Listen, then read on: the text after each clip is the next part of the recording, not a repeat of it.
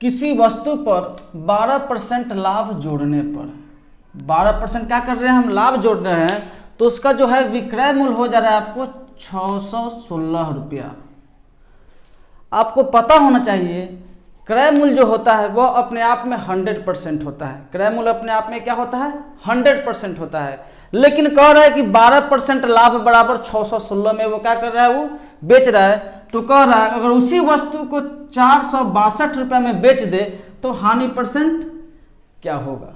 तो देखिए जब भी दे ऐसा क्वेश्चन तो एक एक नियम पे बनाइए, एकदम चुटकी बजाते आपका आंसर निकलेगा। वो क्या है, दिया हुआ है 616 रुपया बराबर 12% लाभ। 12% लाभ मतलब वस्तु का क्रय मूल्य था 100 रुपया और बेचा है 12 रुपया अधिक, मतलब 12 रुपया लाभ हुआ उसको, मतलब 616 रुपया बराबर 112%। तो अब कह रहा है कि यदि उस वस्तु को हम कितना में बेचे, 462 में, तो बस रखिए यहाँ पर 462 रुपया बराबर 112/616 और मल्टीप्लाई 462, बस इसको कटाइए आप।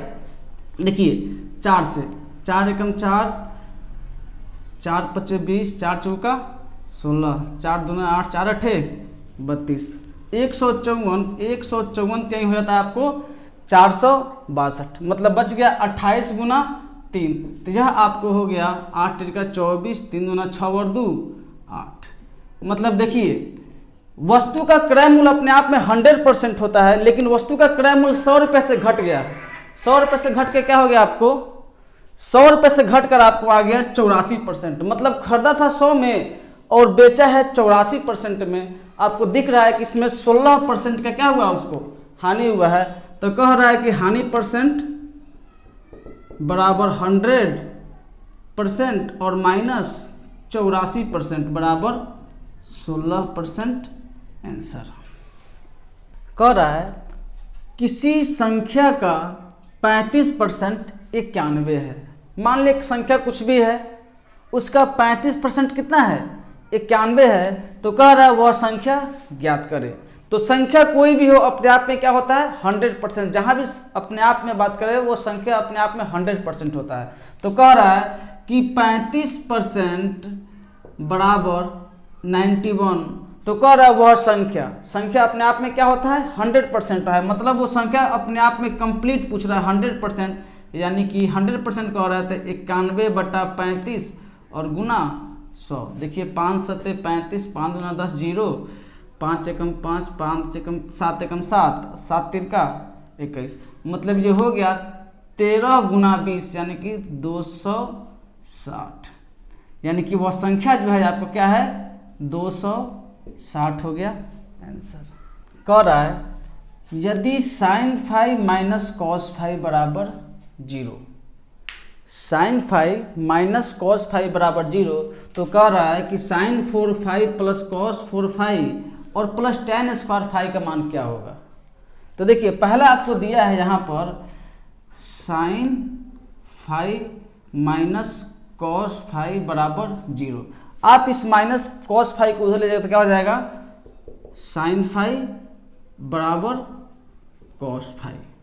अब बोलिए यहाँ पर sin फाई बराबर हो गया कॉस फाई, तो बोलिए फाई का मान ऐसा क्या होगा जिससे कि sin फाई और कॉस फाई आपस में बराबर हो। तो यहाँ पर फाई का मान 45 होगा, जिससे कि साइन और कॉस का आपस में क्या होता है, बराबर होता है। तो अब कह रहा है आपको फाई का मान निकल गया 45 डिग्री। बस वही मान को इसमें क्या कीजिए, आप पुट कीजिए, आंसर निकल गया। तो कह रहा है कि साइन 4 फाई यानी कि साइन 4 45 डिग्री, और साइन 45 का मान होता है क्या होता है, 1/√2 के पावर कितना है 4 plus cos 4 phi. Cos 4 phi का मान मतलब कॉस फाई का मान होता है, यानी कि कॉस 45 का भी मान क्या होता है 1/√2 का power 4 plus tan square phi यानी कि tan 45 का मान होता है 1, और यहाँ करेंगे 1 का स्क्वायर है, बस इसको सिंप्लीफाई कीजिए तो हो जाएगा 1/2 यानी कि 4 प्लस 1/4 प्लस 1, 4 हो गया इसका एलसीएम, यानी कि 1 + 1 + 4 बराबर 6/4, ये कट गया, 3/2 हुआ आंसर।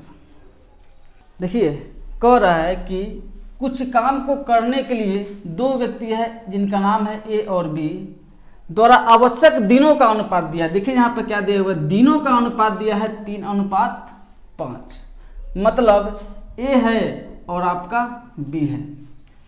जो काम को करते हैं मतलब दिन का अनुपात दिया हुआ है, डे का अनुपात दिया है 3:5। उन्हें काम पूरा करने के लिए 5.5/8 दिन लगते हैं, मतलब दोनों जो काम करते हैं एक साथ मिल करके वो उस काम को 5.5/8 दिन में करते हैं। तो कह रहा है कि अगर इससे हम उसी काम को अकेले कराए तो आपका काम कितना दिन में खत्म हो जाएगा। तो देखिए यह आपका दिन का अनुपात है, ये आपको पता होना चाहिए। दिन का अनुपात और इफिशिएंसी का अनुपात एक दूसरे क्या होता है, विपरीत होता है, मतलब इन्वर्सली होता है। मतलब किसी काम को करने में जितना ही ज़्यादा समय लगता है उसका इफिशिएंसी क्या होता है, कम होता है। देखिए तो क्या होता है, यहाँ अगर निकालें हम इफिशिएंसी मतलब क्षमता, तो जस्ट इसका विपरीत हो जाता है, इन्वर्स हो जाता है। ये हो गया आपको 5 और ये क्या हुआ आपका 3 हो गया, ये आपका इफिशिएंसी निकल गया।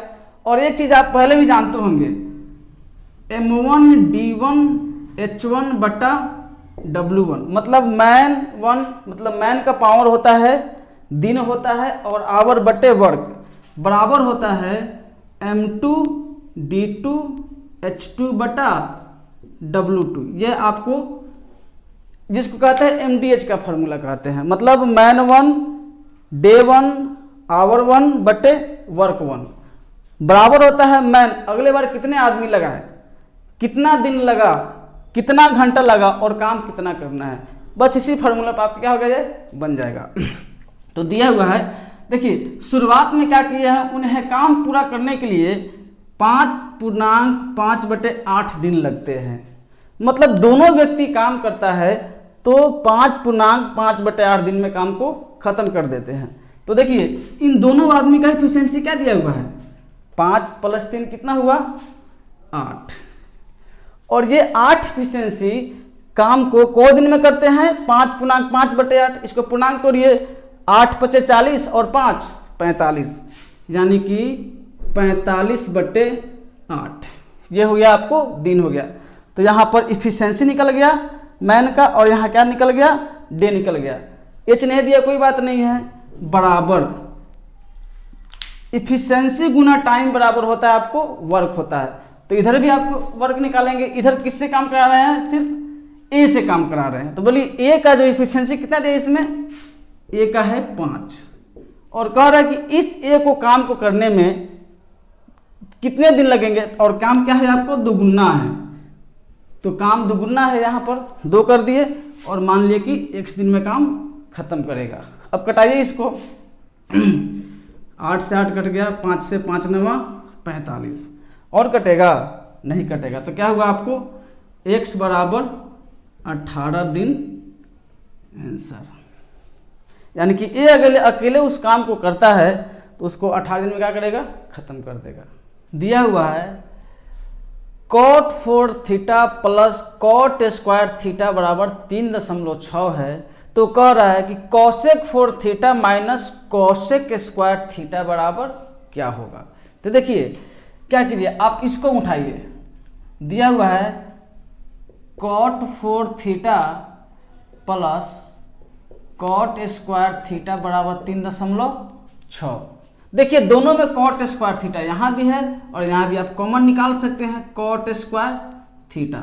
तो cot² θ निकल गया, तो क्या बच गया, cot² θ यहाँ बच गया, और प्लस यह तो पूरा निकलेगा cot² θ। तो यहाँ क्या बच गया आपको 1 बराबर 3.6। यहाँ तो कोई दिक्कत नहीं होना चाहिए, ठीक ना। फिर देखिए आपको पता है cot² θ बराबर क्या होता है, cot² θ बराबर होता है cosec² θ -1, और देखिए cot² θ + 1 ये भी होता है, क्या होता है, इसका मान होता है cosec² θ, और पहले से दिया है 3.6। बस मल्टीप्लाई कीजिए आप इसमें, देखिए cosec² θ × cosec² θ, तो क्या हो जाएगा कॉसेक 4 थीटा, फिर प्लस गुना माइनस तो माइनस हो जाएगा, 1 से करेंगे तो वही हो जाएगा, कॉसेक स्क्वायर थीटा बराबर 3.6। तो देखिए आपको यही ना पूछा हुआ है, cosec 4 theta minus cos square theta, cosec 4 theta minus cos theta बराबर क्या होगा, तो बस आंसर हो गया 3.6 आंसर। दिया हुआ है x और y की वर्तमान आयु का अनुपात दिया है 3:4, मतलब x और y है जिनके वर्तमान उम्र का अनुपात, वर्तमान मतलब प्रेजेंट एज, प्रेजेंट एज दिया है 3:4, मतलब x का 3 है तो y का क्या है आपको 4 है। अब कह रहा है क्वेश्चन में कि 5 साल पहले, देखिए पहले याद रखिएगा, दो चीज कहता है पहले और बाद में। अगर पहले कहेगा तो हम उसको माइनस में करके इंडिकेट करेंगे, और बाद में कहेगा तो क्या करेंगे, उसको प्लस करके इंडिकेट करेंगे। और किसी भी समय हम उम्र का हमेशा तुलना करते हैं अपने वर्तमान उम्र से। तो कह रहा है कि 5 साल पहले, 5 साल पहले मतलब -5 साल पीछे ले गए हम अपने उम्र को। 5 साल पहले इनकी आयु का अनुपात दिया है 5:7, क्या दिया हुआ है 5:7। तो ये देखिए यहाँ पे 5 और ये रहा आपका 7। तो कह रहा है वाई का वर्तमान उम्र ज्ञात करें, क्या पूछा है, वाई का वर्तमान उम्र ज्ञात करें। तो देखिए एक चीज आप हमेशा याद रखिएगा, कोई दो व्यक्ति है और उन दोनों व्यक्ति का उम्र का अनुपात हमेशा क्या होता है, बराबर होता है, चाहे वो कितना भी उनके उम्र को आगे ले जाए या फिर क्या ले जाए, पीछे ले जाए। तो अब चेक करेंगे क्या यहाँ बराबर आ रहा है। देखिए जो 5 साल पहले है उनके आयु का अनुपात यूनिट में 2 है, और वर्तमान में जो है उनके आयु का अनुपात 4 में से 3 घटा तो 1 है। क्या 1 और 2 बराबर है, बराबर नहीं है। जब बराबर नहीं है तो क्या करेंगे, इसको हम बराबर करते हैं। मतलब बराबर करने का तरीका होता है नीचे वाला से ऊपर गुना करेंगे और ऊपर वाला से नीचे गुना कर देंगे। अब गुना कीजिए तो देखिए 3 दूनी 6 अनुपात 4 दूनी 8, और फिर देखिए जब 1 से गुना करेंगे तो 5 एकम 5 अनुपात 7 एकम 7। अब देखिए तो इनके उम्र का जो अंतर है बराबर है कि नहीं, यहाँ भी 2 आ गया और यहाँ भी 8 में से 6 घटा क्या बच गया 2।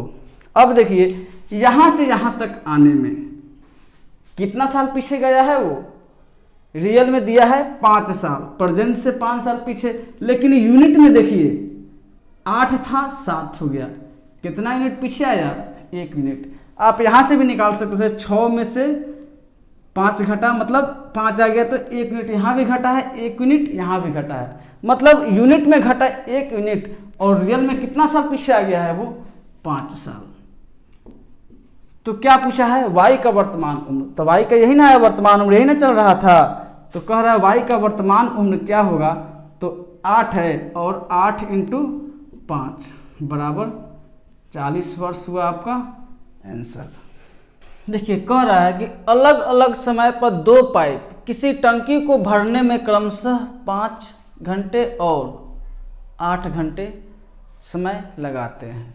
मतलब अलग अलग भर रहा है, मानते हैं कि पाइप 1 है और पाइप क्या है आपको 2 है, जो टंकी को भरने में 8 घंटा और क्या लगाता है, 5 घंटा और 8 घंटा लगाता है। पहला पाइप लगाया है 5 घंटा और दूसरा टाइप क्या लगाया आपको 8 घंटा। जबकि एक अन्य पाइप जो तीसरा है उसे टंकी को खाली करने में 3.2 घंटे में पूरे टंकी को खाली कर देता है। मतलब एक और तीसरा पाइप है जो पूरे टंकी को 3.2 घंटा में खाली करता है, मतलब 3.2 घंटा में खाली कर रहा है। तो उसका सिंबल दीजिएगा माइनस। माइनस मतलब ये हुआ कि यह रिसाव वाला पाइप है, मतलब टंकी में छिद्र होगा या फिर कोई होगा निकालने वाला पानी तो माइनस में, और बाकी जो भरने वाले हैं तो यहाँ प्लस छिपा होता है। तो देखिए बच्चे जब भी ऐसा क्वेश्चन तो मतलब बना जाता है, लेकिन जहाँ दशमलव वाला क्वेश्चन आता है वहाँ लड़का फंस जाता है, सर अब क्या होगा, इसका लघुत्तम कैसे निकालेंगे। तो घबराने का थोड़ा जरूरत नहीं है, क्या कीजिएगा आप इसको दशमलव को तोड़ दीजिएगा तो पता है बटा 10 हो जाएगा, और ये कटा दीजिएगा तो 2 × 5 = 10 और यहाँ पर क्या आ गया 16। अब तो 5, 8, 16 लघुत्तम तो आराम से निकाल लीजिएगा। लघुत्तम निकाला जाता है ऊपर वाला का लघुत्तम और नीचे वाला का महत्तम, मतलब अंश का लघुत्तम और हर का क्या निकालते हैं, महत्तम निकालते हैं। और यही ना होता है आपको कार्य। तो देखिए 5, 8, 16 का लघुत्तम निकालिएगा तो क्या हो जाएगा आपको 80 हो जाएगा। और नीचे यहाँ 1 छुपा है बटा, यहाँ 1 छुपा है लेकिन यहाँ 5 छुपा है, तो 1, 1, 5 का महत्तम क्या हो जाएगा 1 ही ना होगा, तो 1 लिखने का कोई मतलब है नहीं। अब क्या करेंगे, यहाँ पर इन सभी का तीनों का इफिशियंसी निकालेंगे, क्षमता। देखिए 5 से जब भाग देंगे 80 में तो कौन मरतबे कटेगा, ये 16 मरतबे, मतलब पहले पाइप की इफिशियंसी हो गई 16, दूसरे पाइप की इफिशियंसी जब 80 में 8 से देंगे भाग तो हो जाएगा 10, और तीसरा देखिए जब 80 में 16/5 से भाग देंगे तो 16×5 80, और ये 5 जाकर ऊपर गुना हो जाएगा तो हो जाएगा -25। मतलब इन दोनों का जब हम कंबाइंड इफिशियंसी निकालेंगे, कंबाइंड इफिशियंसी, तो क्या हो जाएगा +16 + 10 25, +16 + 10 26 और -25, तो कुल कितना बच गया, यानी कि तीनों पाइप का एफिशिएंसी हुआ आपको 1। और बोला भी है पूरी तरह से खाली टंकी को तीनों पाइप एक साथ खोले, तो तीनों पाइप खोले हैं तो तीनों पाइप का योग हमको जो आया, तो ये प्लस में है ये माइनस में, तो जुटा और ये घट गया तो ये 1 हो गया एफिशिएंसी। तो कह रहा है कि एक साथ खोल दिया जाए तो टंकी को पूरा भरने में कितना समय लगेगा, तो समय बराबर होता है वर्क बटे एफिशिएंसी। तो ये एक है, यही ना आके इधर भाग गया तो क्या हो गया, यानी कि 80 घंटा। आपका आंसर आ गया यहीं पर 80 घंटा, लेकिन आंसर जो आपको इसमें कह रहा है कि डे में पूछा हुआ है, तो पता है आपको एक दिन में 24 घंटा होता है, तो यानी कि 80 में आप 24 से भाग दीजिएगा तो 24 टाइम हो जाएगा आपको 72, यानी कि 3 डे। 72, 80 में से 72 घटे क्या बच गया आपको 8, यानी कि 8 घंटा। तो आंसर आ गया, जब तीनों एक साथ काम करेंगे तो पूरे टंकी को भरने में 3 दिन 8 घंटे लगेंगे। दिया हुआ है दो संख्याओं का योग 9 है, कोई दो संख्या उसका योग कितना है 9 है। मानते हैं कि x + y दो संख्या है, पहला संख्या x दूसरा संख्या y बराबर क्या दिया हुआ है आपको 9 दिया हुआ है। और कह रहा है कि उनके व्युत्क्रम का योग, व्युत्क्रम मतलब क्या हुआ उल्टा, उल्टा मतलब हुआ 1/x का उल्टा 1/x और प्लस y का उल्टा 1/y बराबर क्या दिया है 1/2 दिया हुआ है। तो कह रहा है कि उसमें से एक संख्या बताइए, कोई सा भी एक संख्या बताइए। और देखिए इस क्वेश्चन के लिखने से पहले हम ऑप्शन दे दिए हैं A B C D। A का है 6 दिन, B का है 9, C का है 5 और D का है 4। तो इनमें से बताना है एक क्या होगा। तो देखिए जब भी ऐसा क्वेश्चन दे दे तो डायरेक्ट ऑप्शन से बनाइए, ऑप्शन से बनाइए। देखिए कि आपका जो क्राइटेरिया दूंगा है उसको फिल कर रहा है तो सही है, और नहीं फुलफिल किया तो क्या हुआ आपका गलत है। तो देखिए पहला ऑप्शन उठाइए, मानते हैं कि एक दिन हो गया आपको 6, एक जो है वो क्या है आपको 6 है, तो बोलिए दूसरा क्या होगा। अगर एक मान लिए हम 6, एक को मान लिए 6, तो एक हमको बताइए इसमें हम क्या जोड़ेंगे कि 9 होगा। तो आपको सीधे दिख रहा है कि इसमें 3 जोड़ देंगे तो ऑटोमेटिक क्या हो गया आपको 9 हो गया। चलिए तो 6 + 3 9 तो आ गया, पहला मानते हैं कि फुलफिल कर रहा है। और दूसरा का है इनके व्युत्क्रम का योग है 1/2, तो बोलिए 6 का व्युत्क्रम क्या हो जाएगा 1/6 प्लस 3 का उल्टा क्या हो जाएगा व्युत्क्रम 1/3। क्या इनको जोड़ने पर 1/2 आ रहा है, तो चेक कीजिए आप। 6 का लघुत्तम 6 यानी कि 1 + 3 दूना 6 यानी कि हो जाएगा 3/6, ये कट गया 1/2। देखिए तो 1/2 आ गया आपको, मतलब सीधे आपका आंसर क्या हो गया आपको 6 आंसर। चलिए इसी पे आप चाहते हैं कि नहीं सर हम अगर 2 रख कर देखते हो क्या होता है कि नहीं होता है, चलिए ठीक है 2 रख कर भी देखते हैं। एक संख्या हो जाएगा 2, तो बताइए हमको एक संख्या 2, तो 2 में हम क्या जोड़ेंगे तो हमारा 9 हो जाएगा। तो इसमें हम क्या जोड़ेंगे 7 जोड़ेंगे तो मेरा 9, मानते हैं कि पहला मेरा फुलफिल हुआ। अब चलते हैं दूसरा पे। दूसरा कह रहा है उनके व्युत्क्रम का योग, तो 2 का व्युत्क्रम क्या हो जाएगा 1/2 प्लस 7 का व्युत्क्रम क्या हो जाएगा 1/7। अब देखिए इनको जोड़ने पर क्या 1/2 आ रहा है, अगर आ रहा है तो ये आपका सही होगा, लेकिन होगा भी नहीं होगा। क्यों नहीं होगा? क्योंकि आपका पहला आंसर आ चुका है। लेकिन जांच कीजिए, आप जांच कीजिएगा तो देखिए 2 और 7 का लघुत्तम हो गया आपको 7 दूनी 14। क्या हुआ 7 दूनी 14, यानी कि 2 सत्ते 14 प्लस 7 दूनी 14, तो हो गया 9/14। ये कटेगा भी नहीं क्या? ये देखिए तो 9/14 यहाँ आ गया। हमको लाना है क्या 1/2, बराबर आ रहा है? नहीं आ रहा है, तो यह आपका ऑप्शन क्या हुआ गलत हुआ। ऐसे भी आप और भी जांच कर सकते हैं, आंसर आपका 6 ही होगा। दिया हुआ है एक शॉपिंग मॉल में किसी वस्तु की लागत में 10% वृद्धि की गई, मतलब 10% क्या किया बढ़ाया गया, और फिर इसे 10% कम कर दिया गया। मतलब देखिए पहले तो वस्तु में 10% बढ़ाया गया, फिर 10% क्या कम किया गया, कम किया गया। तो कह रहा है कि जब ये मतलब हेर फेर करने में कुल प्रतिशत वृद्धि हुआ या फिर हानि हुई, वो कितना हो गया। तो याद रखिएगा सेम प्रतिशत हम बढ़ाए हैं और सेम प्रतिशत क्या किए हैं हम कम किए हैं।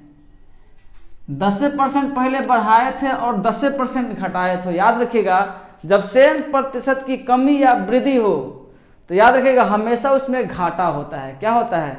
घाटा होता है, मतलब वो लॉस में जाएगा। क्या होगा? तो यानी कि निकलेगा यहाँ पर हमेशा हानि प्रतिशत। तो क्या होगा हानि प्रतिशत जब भी हो तो 10 गुना 10 और बटा 100 कट जाएगा, यानी कि 1% की हानि। या आप इसको ऐसे नहीं बना सकते हैं, अगर यह आपको नहीं समझ में आया तो आप इसको बेसिक मेथड से बना सकते हैं। बेसिक मेथड क्या हुआ कि पहले 10% बढ़ाया है फिर 10% घटाया है, तो क्या होगा? तो एक फॉर्मूला होता है, याद रखिएगा a + b और प्लस a × b बटा 100। याद रखिएगा। तो देखिए क्या किया गया है, इसमें कह रहा है कि पहले 10% वृद्धि किया है, तो वृद्धि मतलब क्या किए हैं जोड़ करके, यानी कि 10%। फिर कह रहा है कि 10% की कमी हुई है, तो कमी मतलब क्या माइनस 10%। फिर होता है आपको प्लस, क्या बोले हैं a + a गुना b, यानी कि a है 10 और गुना b कितना है -10 बटा क्या होता है 100। देखिए +10 -10 ये कट के क्या हो गया आपको 0 हो गया ये दोनों, और यहाँ बच गया ये 0 से कट गया, तो यानी कि 1 गुना -1 क्या हुआ -1%। और माइनस मतलब क्या हानि, यही प्लस में आता तो आपका आंसर होता लाभ होता, लेकिन माइनस आ गया तो 1% क्या हुआ इसका हानि परसेंट बराबर 1% आंसर। कह रहा है वह कौन सा भिन्न है, वह कौन सा भिन्न है जिसे 1/2 में से घटाने पर शेष क्या होता है 3/4 प्राप्त होता है। तो देखिए क्या बोल रहा है, वो कौन सा भिन्न है जिसे 1/2 में से मानते हैं कि वह भिन्न मान लिए x। 1/2 में से हम क्या घटा रहे हैं तो उसको x मान लिए, और बराबर हमको बच जाता है 3/4। तो बस हो गया, इसको सॉल्व कीजिए। तो यानी कि -x बराबर 3/4 और इधर +1/2 है, क्या हो जाएगा -1/2। इसका जब लघुत्तम लीजिएगा तो -x यानी कि 4 हो जाएगा 3 और -2, तो क्या हो गया आपको -x बराबर 1/4। देखिए यहाँ पर माइनस जब उस साइड जाएगा तो क्या हो जाएगा, यानी कि इसलिए x बराबर हो जाएगा आपको -1/4 आंसर। मतलब इसमें से 1/4 घटाएंगे तो क्या हो जाएगा आपको भिन्न 3/4 प्राप्त हो जाएगा।